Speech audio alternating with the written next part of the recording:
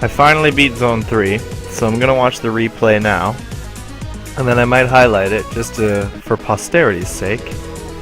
It wasn't a very clean win, but I'm still very happy with it, because I've been really struggling with this game. Hopefully I do improve. I think playing it off stream really helped. I was able to focus on what needed to be done, what my problems were, and how I could improve them. The biggest thing was really focusing on one enemy at a time. When I was streaming this yesterday, I was dying constantly because I was bombarded by multiple enemies at a time. I was getting pinned into corners, I was getting crushed against walls by just scores of enemies. So the practice I was doing off stream in all three zones, I wasn't just practicing zone 1, I was practicing all three zones. And I really thought to myself, is there any way to focus one enemy at a time? And there is, but it's still very difficult.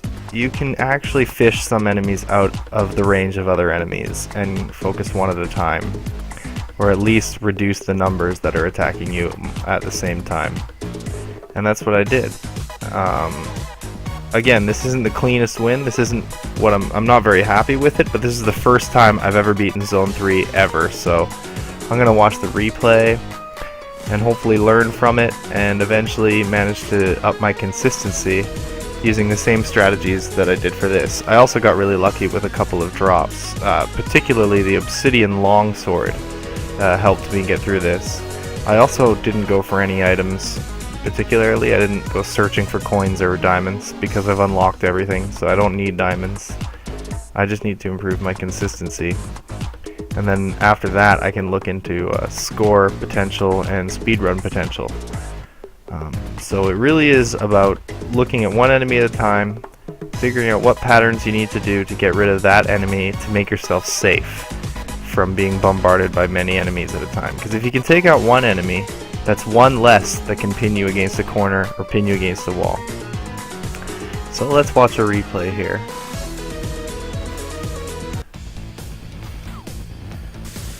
Alright, so I saw the cracked wall and I blew it up. Nothing good in there, but then I opened this black chest, Obsidian Longsword, and I'm thinking to myself, this is actually a weapon I could use to beat this entire stage, this entire zone. So there's one enemy, I take it out. There's another enemy, I try to take it out before any other enemy gets near me. Anytime an enemy comes close, just try to kill it.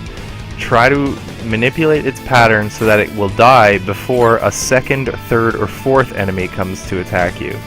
That's what I've learned in off-stream practice. If you can get the closest enemy dead before another enemy comes close, that's good news. See there were two enemies and I took damage.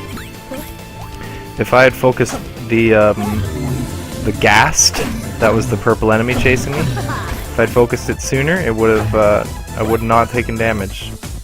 And I was able to take the boss out very easily because of my Obsidian Longsword,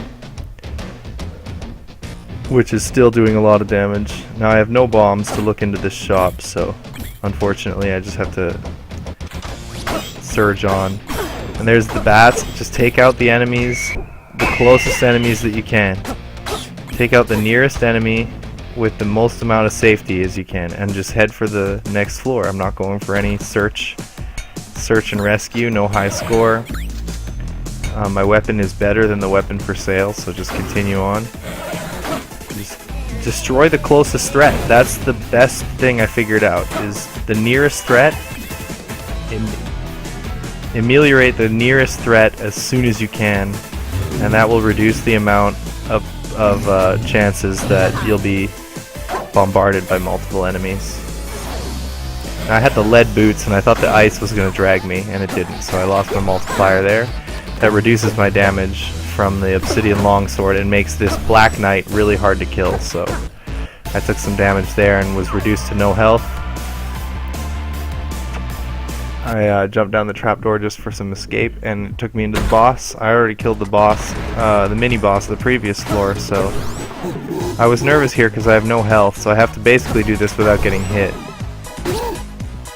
And this is the first time I've actually ever done this without getting hit.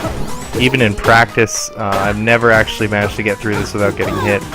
The longsword helped a lot, so.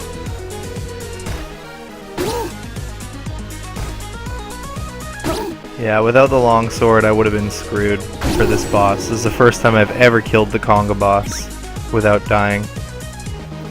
And that includes practicing. So that's Zone 3. I'm very happy with it. But at the same time, there's a lot I can do to improve. I really got to learn the game. Learn how to maximize my safety potential while still outputting a decent amount of damage. And that includes any weapon that I might come across. You know, I'm not always going to get an obsidian longsword. So, but still, that's the first time I've beaten Zone 3. Finally beaten Zone 3. So let's